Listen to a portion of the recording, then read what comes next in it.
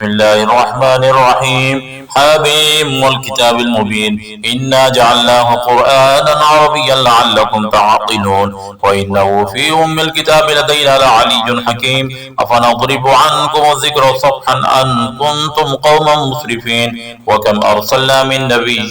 في الأولين وما يأتيهم من نبي إلا كانوا به يستهزئون فأهلكنا أشد منهم بطشا ومضى مثل الأولين ولئن سألتهم من خلق السماوات والأرض ليقولن خلقهن العزيز العليم الذي جعل لكم الأرض مهدا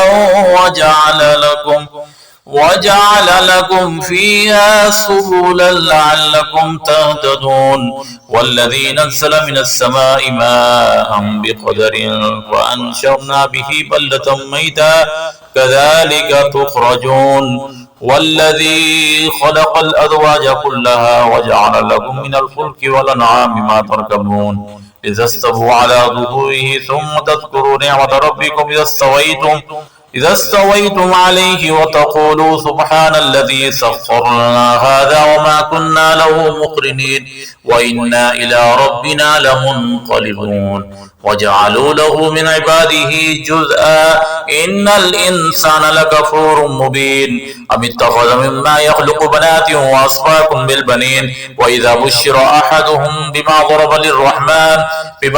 للرحمن مثلا ظل وجهه مسودا وهو كظيم أومن ينشأ في الحلية وهو في الخصام غير مبين وجعلوا الملائكة الذين هم عباد الرحمن إناثا أشهدوا خلقهم ستكتب شهادتهم وهم يسألون وقالوا لو شاء الرحمن ما عبدناهم ما لهم بذلك من علم إن هم إلا يخرصون أم آتيناهم كتابا من قبله فهم به مستمسكون بل قالوا إنا وجدنا آباءنا على أمة وإنا على آثارهم مهتدون وكذلك ما أرسلنا من قبلك في قرية من نذير إلا قال مترفوها إنا وجدنا